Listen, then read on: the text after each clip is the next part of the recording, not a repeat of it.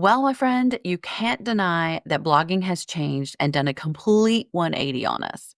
So, what blogging used to look like even just a year ago versus what blogging looks like today is black and white.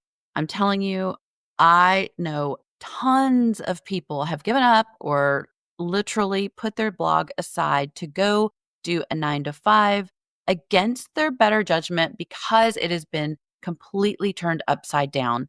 And I'm going to tell you, I'm here to stick with it. I want to make sure my blog thrives in 2025 and in this new crazy pants blogging era. How about you? And to do this, I want to share with you my 5 strategy shifts I'm making in my blog ASAP in order to keep it going. All right, my friend, let's go. Well, hey, my friend. Welcome to Creatives on Fire, the go-to podcast for content creators looking to grow their audience as well as their income. I'm so excited you're here. I'm your host, Melanie Ferguson. Well, hey there. If you are local to the Dallas-Fort Worth area, I would love to invite you to a fun blogger meetup. We did this last spring and it was such a hit. We all grew, we all enjoyed meeting one another and creating new relationships, people we could collaborate with. So if you're local and want to join us this year, we're going to hold another local meter blog up here in the Metroplex. This will all be coming this March on Thursday, March 6th. I'm super excited to say that we were going to be holding it again at Fairview Farmers in McKinney, Texas. I hope that you'll be able to join us. I'm going to put a link with all of the information down below in the show notes. All right, let's talk about the 5 strategy shifts I'm making in my blog ASAP. The first one is I'm going to make the very first paragraph of my blog fluid. So what I mean by that is each week when I put out new posts, I'm going to make that first paragraph super highly conversational. I'm going to write it like I'm chatting with my ideal reader in real time. I'm going to engage them and make them feel like we're friends and that they're important to me because they are.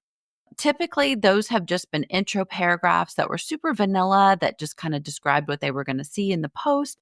But this time, I'm going to be adding humor and heart or head, which is, facts and statistics, to a story that I'm going to use to hook them in with so that they'll be encouraged to come back every single time I publish a new blog post and see what it is I want to talk to them about. So number 1, I'm going to be switching up that first paragraph.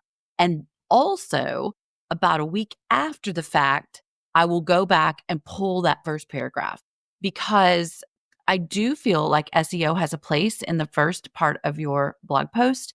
And this is truly just to get my initial readers to feel at home when they land on the blog post.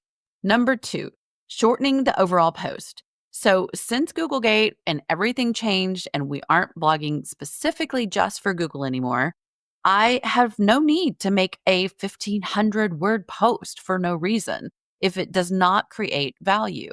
So I'm going to be going back to when I didn't even know any better and I was only giving the content that was valuable to shorten the posts. There's no need anymore to give any of the unnecessary fluff like FAQs if they don't make sense or just other ways you can use this if it doesn't make sense.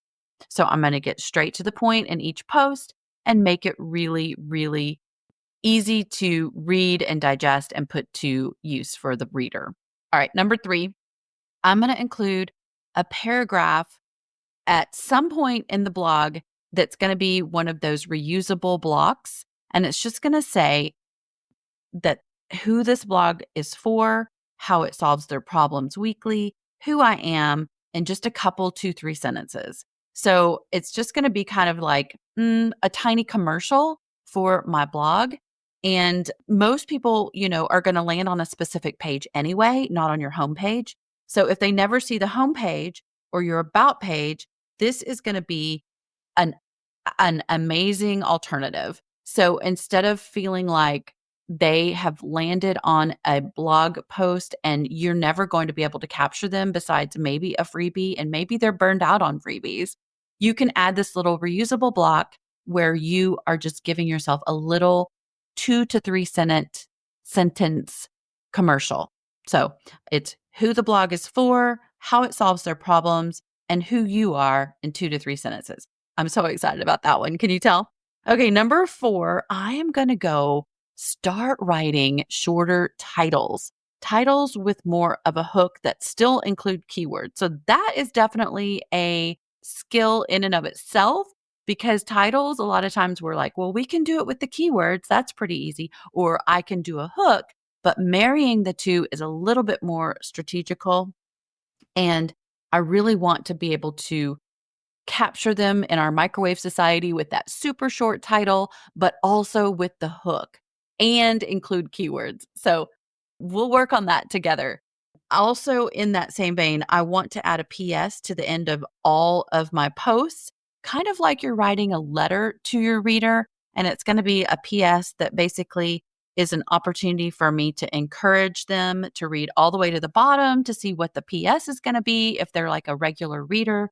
And then also, I will add additional keywords to that PS. So it's going to serve two purposes. Hopefully, it's something unique that they're like, oh, yeah, PS, I can't wait to see.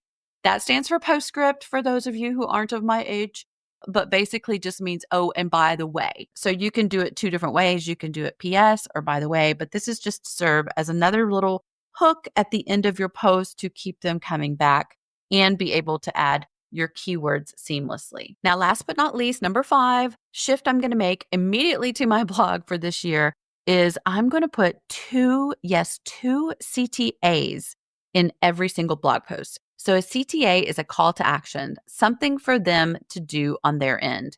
So I'm going to offer a freebie and a paid offer in every single blog post. The freebie could be as simple as something I already have in all my emails, which is my join my email list. I mean, emails, I meant blogs, which is join my email list. Or maybe it's to join a free group that you have going or to grab a free download, whatever it is, a freebie and then a paid offer. So whether that's one of your paid groups that you offer or a paid download or an affiliate, something for them to click on and make a purchase from you.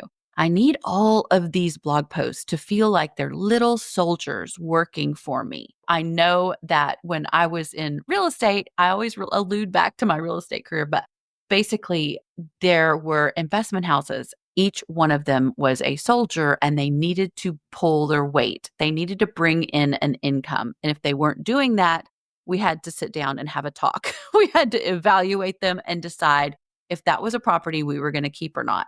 And the same with your blog post. If you're looking at your blog post and there is zero place to weave in a freebie and a paid offer, both, then that might not be a good blog post for your blog.